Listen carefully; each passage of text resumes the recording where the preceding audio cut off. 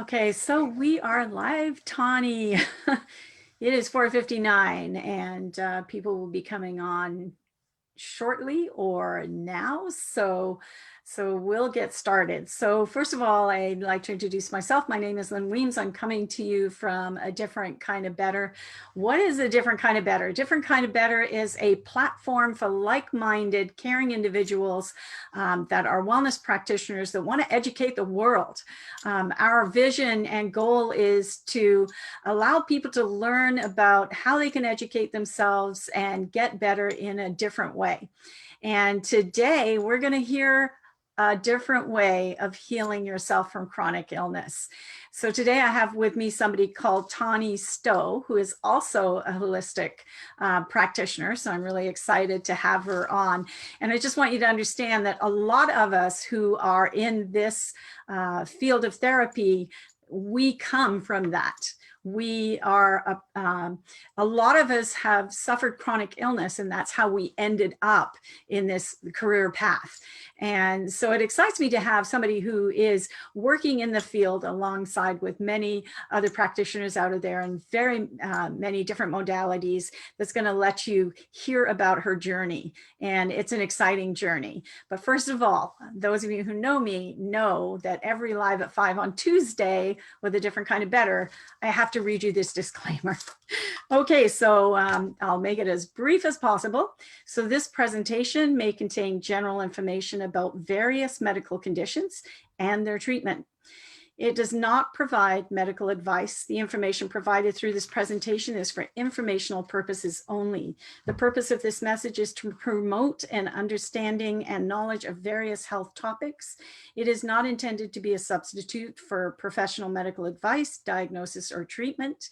Before beginning any type of natural, integrative, or conventional treatment regimen, it is best that you always advise, it is always advisable to seek the advice of a licensed healthcare professional.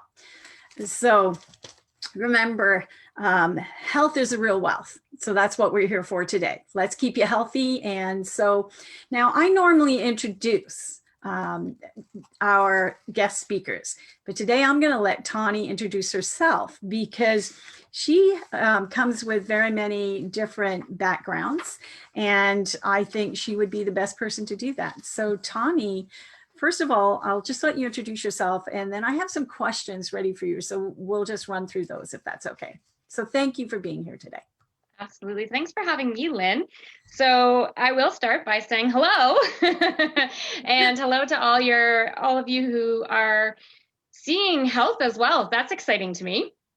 And I'll just start by saying that I am of the Métis people, and I am an active member here in the Thames Blue Water Métis Council as part of their membership. But most importantly, that I'm here on the traditional lands of the Lenape, the Anishinaabe, the Haudenosaunee, and the Attawandaron people. And we call this area now, of course, London, Ontario, but they are our first peoples, and I like to take a moment to acknowledge them. I'm a holistic practitioner. I guess that's kind of the title that you could call me, but really I'm just like you. I'm a human being who was dealt a card of hands, and as the cards played themselves out, I found myself sick. And the sicker I got more curious, and the more curious I got, the more exploring I did until I found myself working with what I call a holistic approach, which is I like to look at the mind, the body, and the soul. And within that, our connection to the earth. And when I bring those all into alignment, I find whole health. And so I have a few certifications that help with my modalities in yoga. And I actually have over 400 hours of yoga teacher training. I work with meditation, and I dabble in herbalism. I'm a certified medical intuitive and a Reiki master. So that's me. So Tawny, tell me about what is a certified medical intuitive? That's something I'd like to know. I know that's not a question you were expecting, but that's okay. That's what this is all about. Oh, absolutely. I love questions because they take me down deeper exploration of exploration of who I am as well. So medical intuition is actually from Carolyn Mace. And so many people are familiar with her work. She wrote Anatomy of the Spirit. She wrote Sacred Contracts. Those are just two of her most popular. She wrote a book, Why People Don't Heal and How They Can, and that changed my life. And I became very infatuated with her works because she is a student of Carl Jung.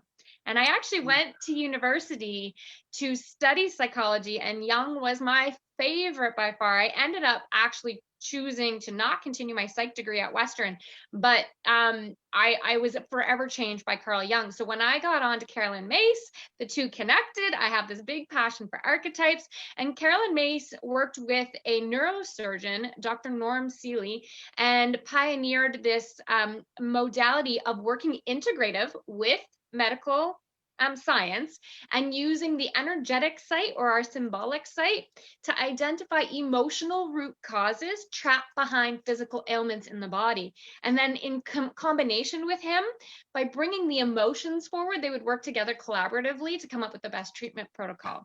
So she's out of the United States, and then she went on to basically pioneer medical intuition training. And so I studied under one of her students, and it has a certification sort of with it. Now, much like you, I actually tend to call it a whole body intuitive scan and remove the word medical from it. It is an energetic modality. It does not replace medical advice or a medical practitioner at all, but it's an amazing collaborative or integrative approach to look at your emotional blockages that are connected to the energy that's moving or not moving inside the physical body.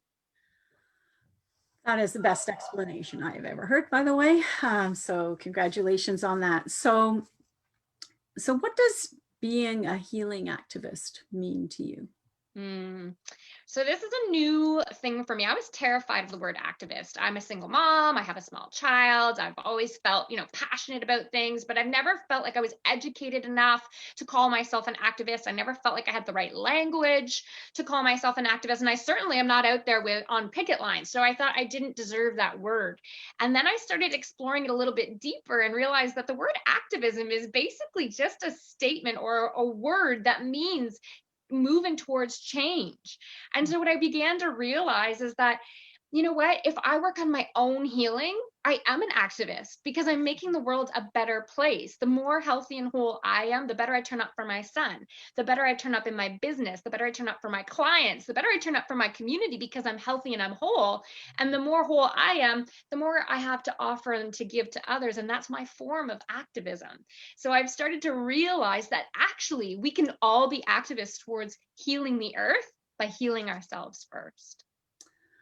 Yeah, that's exciting, right? And I can see the passion that you have for what it is that you're bringing to others. So I'm seeing so much of this. This platform has enrich me in so many ways, and that I'm getting to meet and interview people that have the same desires that I have and the same visions, maybe using different modalities. However, the end result is the same.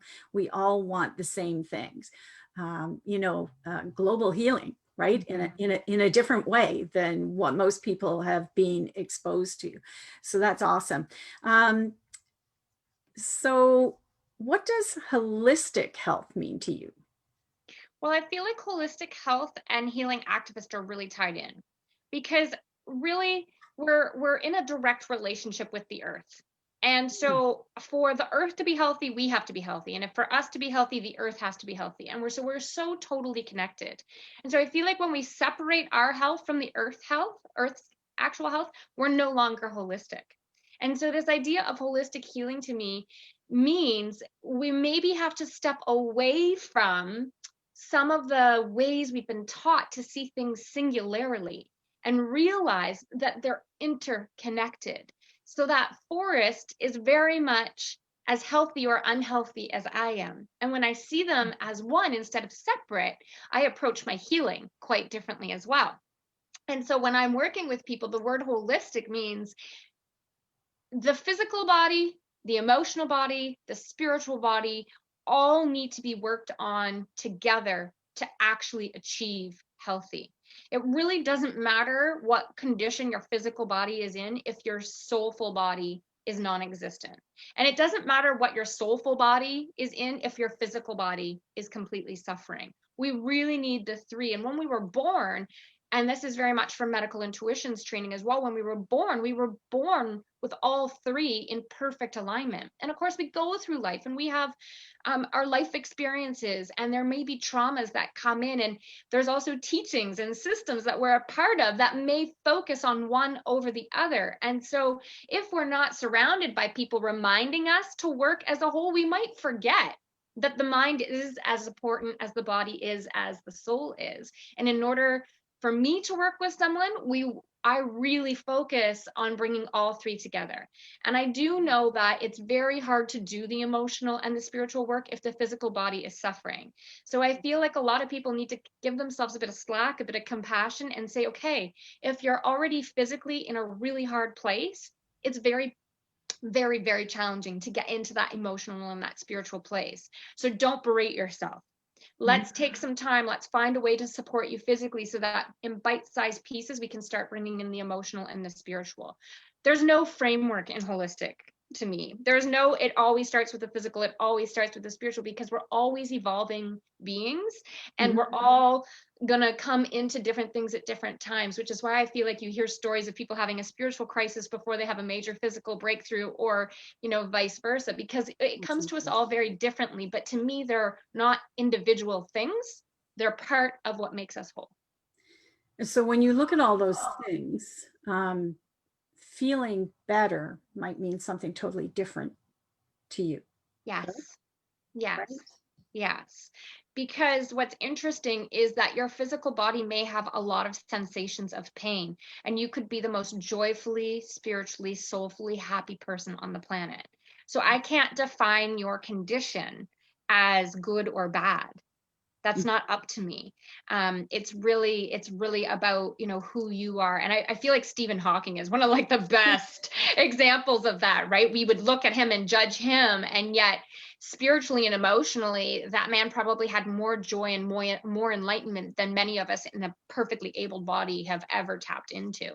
So it is very different for all of us. And I'm not suggesting that you need to get your physical body into a horrible state to feel those things. It's just that I think what better means can be very different for all of us. And we can find varying degrees of better within ourselves for the rest of our lives.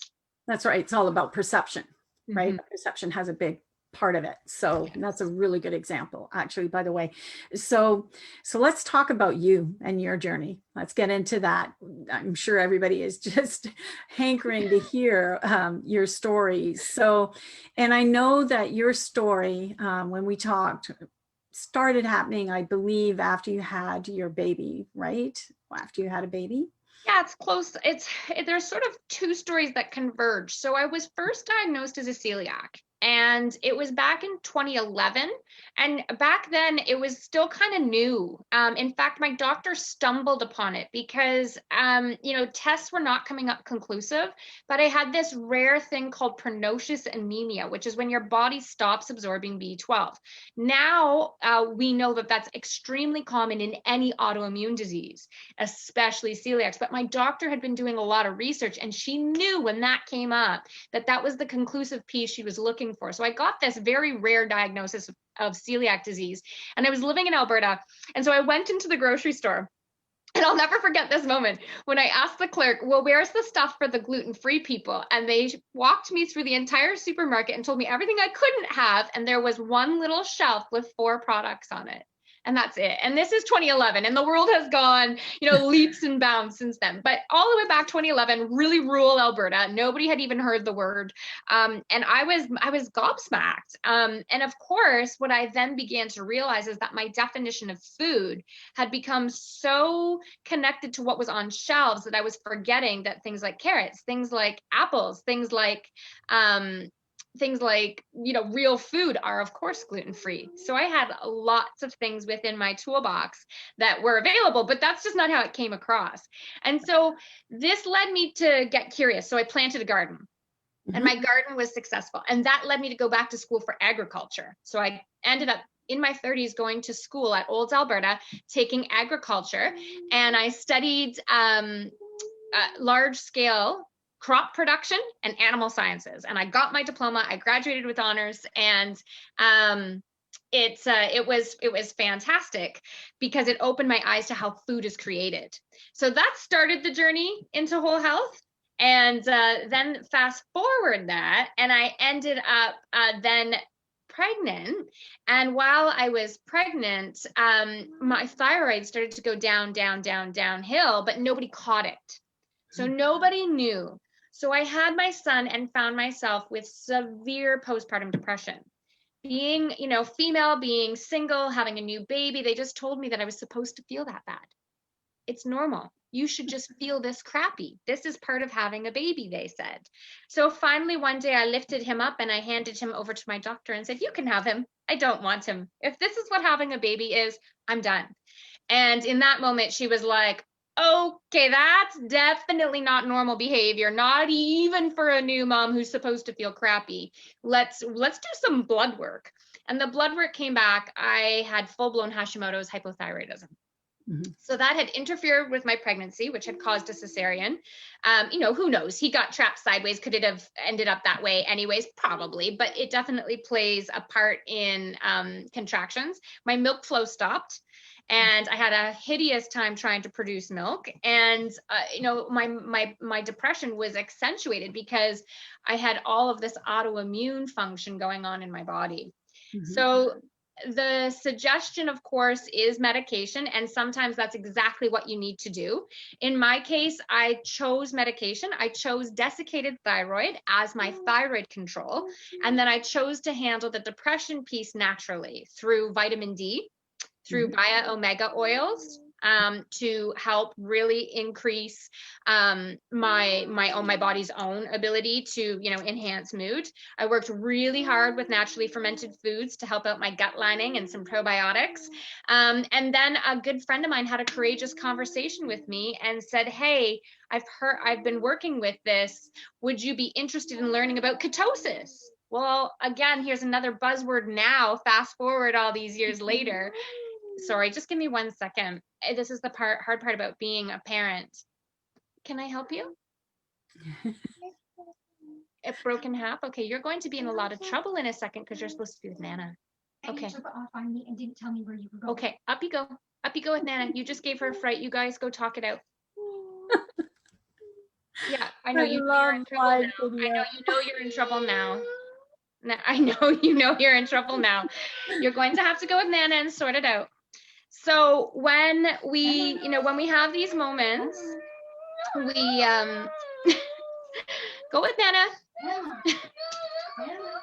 That's okay, folks. Just bear with us for a minute. Yeah, sometimes. Okay, you know what? Then just you're gonna have to just sit on the couch and wait for me then. Sit on the couch and wait for me. That's just how it's gonna have to be. So, and I don't even have my headphones, which would help, but I don't have them handy. So we end up going through and, I'm working with diet and I get a hold of this idea of ketosis. Our body makes ketones naturally when we enter this state of ketosis. And some genius thought, well, what if we drink them? And so when we drink them, we get into ketosis really fast. And what started happening is over time, it actually started to help the inflammation go down. That was the byproduct of all the autoimmune conditions. And so as I kept working with that, then the spiritual work became easier. And I started healing the traumatic pregnancy and I started doing yoga. And then I took my yoga teacher training because my brain clarity came back and my energy came back. And what's interesting is once I learned more about Hashimoto's, things like willpower, things like focus are all interconnected to almost every autoimmune disorder. And so here we are beating up on ourselves for being lazy, for not being good parents, for being too tired to put healthy meals on the table and all of these things when really we're suffering because there's something out of balance within us. Mm-hmm. And so it was all of these things together that started food, supplements, exercise, outdoor time, and then it freed up my capacity to do the work and return back to my roots with the earth and to deepen my connection and put everything together with all the pieces in my life, like learning agriculture and what's wrong with some of our food supply and the nutrient deficiencies in nutrient deficient soil and why supplementation comes in as being needed as we go forward in our human lives. So that kind of brings us all, to me right now and how we landed here.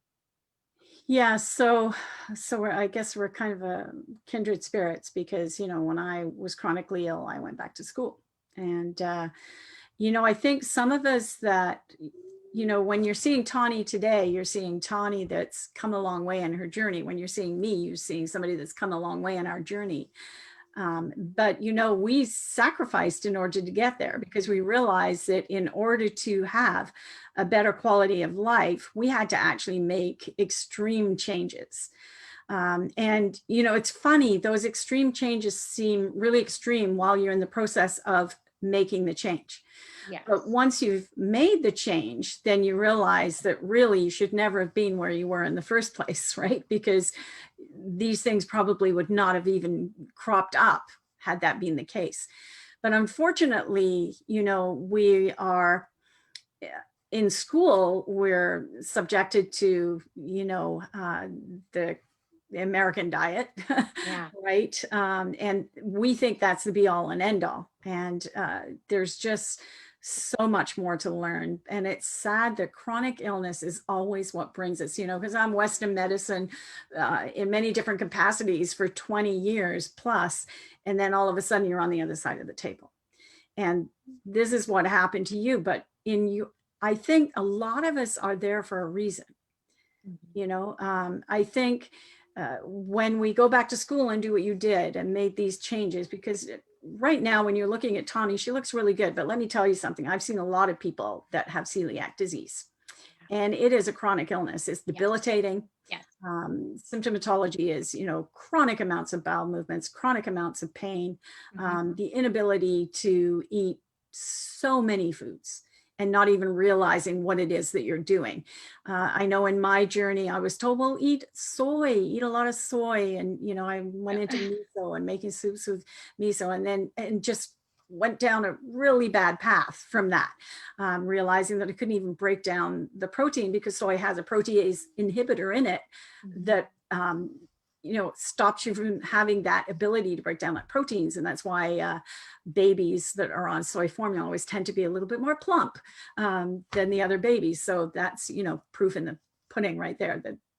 So I became even more ill. So yeah, learning is really the secret, right? Yeah. To realizing that if you're going to rely on something that isn't serving you, right, it's not leading you in the right direction, that you can empower yourself to change that.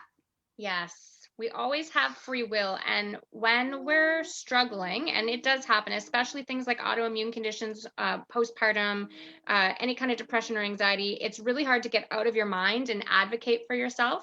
And this is where I say, you know what, if you can't do it for yourself, get someone else. Or when you have those moments, journal them out so you can go back to them and use that as advocacy. It's our gift that we have free will. It's really up for us to make those choices. And I think my favorite thing that I always hear is, you're the one you've been waiting for to change the world. Because really, it's you. We have to let go of that Disney idea of the white knight turning up, and we need to put on our own coat and get on our own horse, and we need to stand up for ourselves. And we have the beautiful thing about being human is we have the ability to heal. And nobody can convince me otherwise. We have the ability to heal, but we have to choose it. 100%. So that leads me to my next question. What role do you think emotions played in with your illness? What part did it have? All of it. Yeah. I ultimately, I believe that it was combinations of childhood trauma. It was combinations of self-induced traumas. It was lack of self-worth, poor boundaries, and all of them combined themselves till they settled into my gut, where I stopped, the self-talk was so bad that I'm digesting these horrible things about myself, and I have all these bad feelings about myself, and then all the hurts that I encounter reinforce my reality. And now I start thinking that I deserve those things. So I'm thinking them, I'm manifesting them, and the universe is showing me I'm right about how I feel about myself because they're turning up, because I'm feeling them and putting them out there constantly until eventually I find myself, in this state of disconnection from self-love, and that disconnection from self-love puts me into a disconnection from the earth and my love of the planet, and I become reckless, and then those reckless decisions take me to different behaviors and different choices. And I ultimately believe that, especially with my work with whole body intuition, what I see is quite common. It's only one or two types of emotions, and they turn up in many metaphors within the entire body. So it almost always comes back to one or two, core sort of events or emotions that we just didn't process. I think that there's a whole book about the body keeping score. It's just that our feeling body just doesn't forget. Our mind can compartmentalize and can create new stories and can justify things, but our feeling body is just that. It's feelings. And so if they don't move through us like they're designed to, because they're frequencies, their energies, if they don't get a chance to move through us, I do ultimately believe that they're largely responsible for dis-ease in the body. And of course, I'm not saying if you get hit by a car, you called that onto yourself. I'm not saying that at all. I'm not saying you're projecting, bad things to happen to you, but I'm saying we do have choices, and that it's our choices that help create our reality, and that we can make different choices that help us acknowledge our emotions instead of stifling them. And when we make those choices, we find ourselves into a whole health a lot quicker, with a lot more ease. It doesn't feel good. So I think there's this big, misconception that feelings are all supposed to be good. That's not true. Some of them, quite frankly, suck, and they hurt, and they're hard, and they're uncomfortable, but they are meant to be there. Because if we weren't supposed to have a whole range of feelings, we wouldn't have so many words to describe them, and Shakespeare never would have been popular. So good one. We're supposed to feel. So we all of us experience difficult times. I mean, it's a fact of life, right? I mean, right now with this pandemic that we're experiencing, it's changing people's lives. It's I'm sure we're going to be in the history books, right? However, so what's in your toolbox? What do you use? What do you find are the best tools to use when you're faced with something that's difficult? I think you just hit the nail on the head, and it's create a toolbox. That is the big catch. So my best tools are walking in nature. It's one of my biggest. People who know me know I have two seasons, Birkenstock and Muckluck. So I aim to have my feet open, free, and clear, and as closely connected to the earth at all times. I walk barefoot through my house at all times. Getting barefoot as often as possible and outside as much as possible is one of my biggest tools. My second biggest tool when things are tough is definitely probably diet. I really try to watch processed sugars, things that are going to create extra inflammation and make things harder on my body when I'm already in a state of difficulty. So I'm very mindful about grains. I'm very mindful about the meat that I purchase. I purchase chemical-free, grass-fed, very happy animals. I am very mindful about trying to grow as much of my own food to keep myself connected. And then I shop from places that are very mindful to keep my local community and economy thriving from local farmers. So it raises my vibration by being very mindful about what I'm putting in my body. So that's probably one of my other big tools. Journaling is a big tool because it's a way for me to release and process what I'm thinking and what I'm feeling without having to tell anybody. So it's great. And if I'm really frustrated, I might burn it or flush it down the toilet, or it might just stay in a journal book. Yeah. And it's a big one because it's also a tool to track how I'm feeling. So it's a great guide to help me be a lot more compassionate with myself.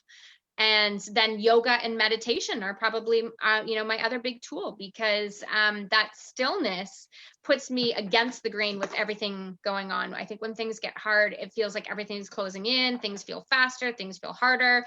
If I just give myself 5 to 10 minutes to slow down and reconnect to the biggest two gifts inside of me, which is my breath and my heartbeat, I remember I have a lot to be grateful for, and that I have a lot of wisdom within, and my body has been put here with the tools to handle what's coming at me. I just need some time and space to, figure out where to go next.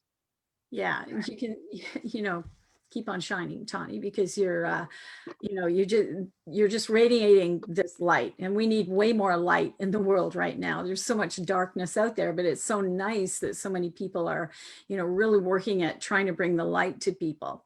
So just because you mentioned yoga, I'm just going to put this out there. I'm sorry about the pen waving. Okay. But Tawny does yoga online, and I found out today that, is it okay if I say what the price is? Yeah, of course. Yeah. I cannot believe it. So she has, as she said, a lot of training that she has that can be accessed online for $10 a month. So you have yourself a new yoga client right here. I'll be signing up for that and getting on track with that, because that is the one area that I am a little weak on. I've spent so much time educating myself and making excuses for not having a set routine every day. And yoga is definitely going to be one of my first choices to start with. So thank you for that. So if you're interested in getting information on that from Tawny, please reach out to her. We'll be putting her link in as to how you can reach her if you're interested in finding out how she puts herself into ketosis more quickly, because I do intermittent fasting, and you know, that does take quite a long time to get to where you need to get to. I've kind of gotten used to it. Hence, I have a drink that helps me not get hungry during that period. But I'm sure people would be interested in finding out about that from you too. So I think we've covered just about everything. I want to thank you so much for sharing your story with us. You know, Hashimoto's is out there. It does exist. It does make people feel terrible. It does change how people think. And you know, to know that you've come out the other side, that you've dealt with this chronic debilitating illness of wheat allergy, gluten allergy, I should say, more than anything. There are books. I read a good book, and I don't know whether you read this one called I think it was called The Wheat Belly. I still have it. Yeah, that's a great book. So I do actually, I haven't cut out all grains like some people, but I do do a gluten-free bread, which are available at health food stores. And actually, Yes. you know, there's some really good tasting ones out there. So if you'd like to reach out to Tawny, please do so. I want to finish with just letting you know that if you are a wellness practitioner in any way, shape, or integrative type therapy, please reach out to us. Membership for this platform is $20 per year. It's a great way to get an opportunity to let people know what it is that you do. It gives you more visibility, and it helps educate the world. We just would like to have as many practitioners coming on here doing what I do. Interview people, get them to tell their stories, teach them about what it is that you have to offer them. The more people we have on this platform that are willing to do this, the more people we can help. Share these videos with your friends, neighbors, family. You never know. Someone out there may be very grateful that you did. You might actually be helping them get a better quality of life. We'd like to thank you for tuning in today. We have a guest speaker coming in next week. He's a male that has been working with prostate problems, and he's going to tell you his story, and it is truly exciting. So we're really looking forward to having him on. Please tune in next Tuesday live at 5 on a different kind of better platform. Thank you, Tawny. Thank you so much from the bottom of my heart. We all thank you. Thanks so much. We'll see you next week, folks. Bye-bye for now.